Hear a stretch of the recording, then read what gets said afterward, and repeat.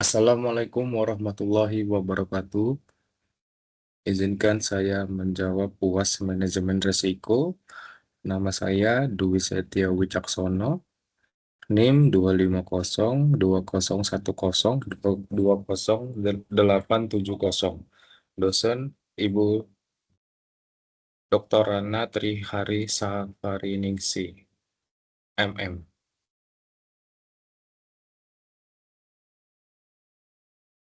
Soal pertama, efektivitas pengendalian risiko tidak dinilai dari ada atau tidaknya risiko, tetapi dari seberapa baik organisasi mampu mengidentifikasi, mengukur, memantau, dan mengendalikan risiko operasional melalui Risk Control System atau RCS.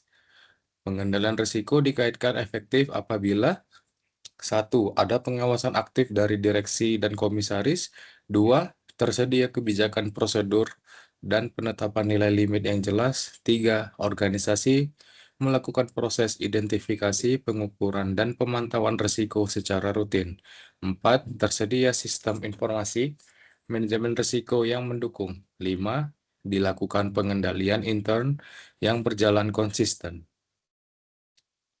Cara mengevaluasinya yaitu evaluasi dilakukan melalui beberapa alat atau metode, yaitu risk assessment dengan checklist, risk mapping atau pemetaan risiko, key risk indicator atau KRI, scorecards, dan database loss events. Langkah perbaikan jika tidak efektif itu ada 3 langkah, yaitu yang pertama, perbaikan sistem dan teknologi, yaitu penguatan risk control system. Yang kedua, perbaikan proses internal, ya, yang berarti memperbaiki proses identifikasi risiko.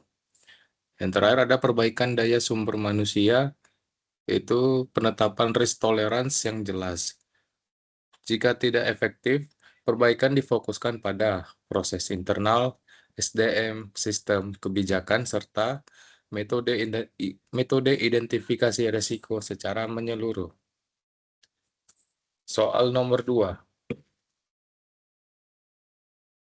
Sangat penting bagi organisasi untuk meningkatkan kesadaran risiko di antara karyawan dan anggota tim, karena manajemen risiko bukan hanya tugas manajemen puncak, tetapi harus menjadi bagian dari aktivitas pekerjaan seluruh pegawai.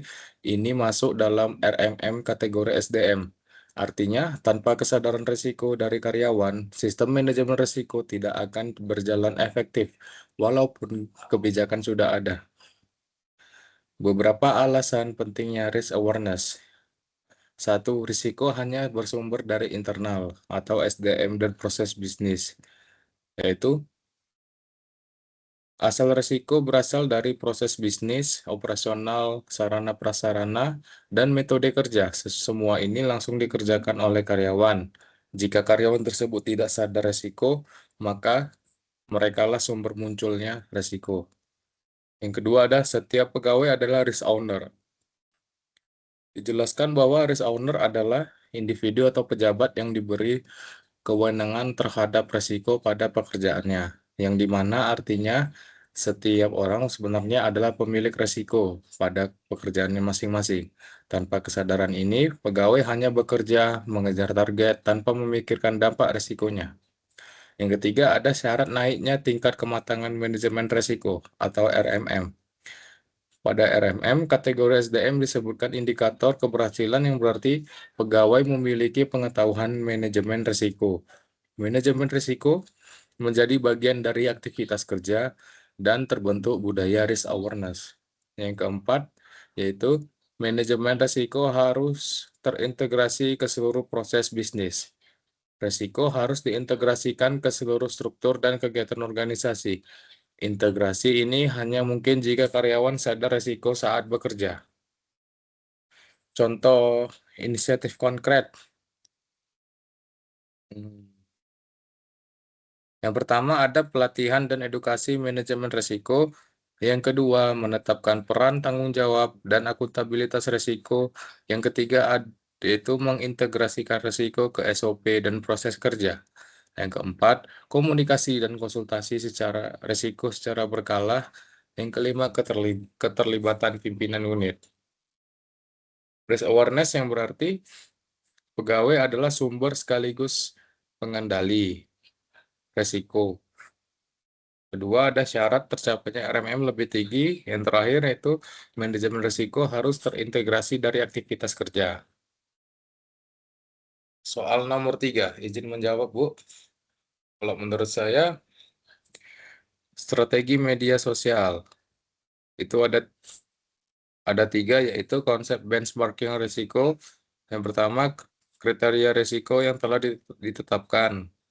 Kedua, standar atau ukuran yang berlaku hasil evaluasi sebelumnya, praktik terbaik atau best practice. Terus, yang kedua ada benchmarking dalam pengukuran risiko. Pengukuran kegawatan kerugian berupa kerugian maksimum, probabilitas kerugian maksimum, dan agregat kerugian per tahun. Yang kedua, pengukuran frekuensi kerugian berupa almost nil, slight, moderate, dan definite. Yang ketiga, pengukuran dampak dalam Rp1 dengan skala 1 sampai 5. Jika suatu unit memiliki resiko berskala 4 sampai 5 atau sangat besar, sementara standar organisasi seharusnya di bawah 3, maka diketahui unit tersebut memiliki resiko di atas benchmark. Yang terakhir itu peran benchmarking dalam proses manajemen risiko. Yang pertama yaitu evaluasi risiko, berarti membandingkan dengan kriteria risiko. Yang kedua ada monitor dan review. Monitoring dan review untuk melihat kelemahan kebijakan yang ada. Yang ketiga yaitu audit internal dan eksternal, yaitu mengetahui posisi risiko organisasi, dasar perbaikan kebijakan manajemen risiko. Contoh pemanfaatan informasi benchmarking. Saya mengambil contoh kopi keliling, kopi gori yang memiliki 2 cabang. Hasil pengukurannya cabang 1 dan cabang 2. Cabang 1, frekuensi kerugian slide, dampak skala 2. Cabang 2, frekuensi kerugian definite, dampak skala 4. Dari benchmarking ini, manajemen dapat mempelajari praktik cabang 1 dan memperbaiki proses cabang 2.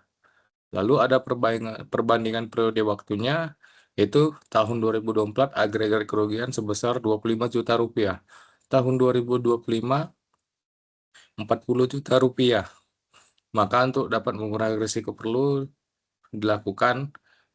Yang pertama itu perlu dilakukannya mitigasi. Yang kedua, perlu perubahan strategi penanganan risiko.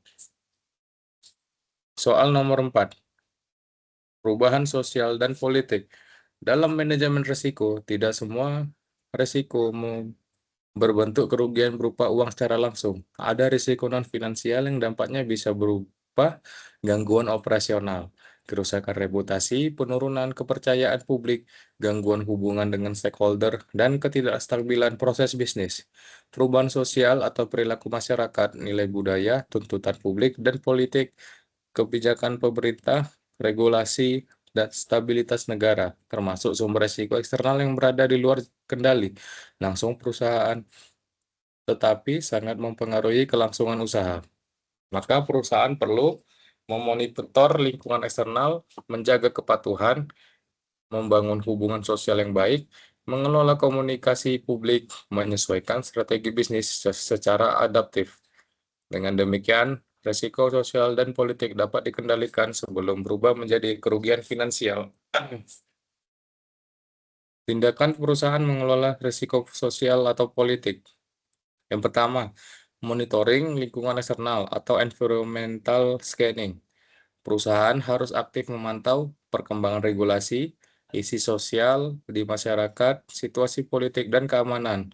Kedua, kepatuhan terhadap regulasi, selalu menyesuaikan kebijakan perusahaan dengan aturan pemerintah yang berlaku.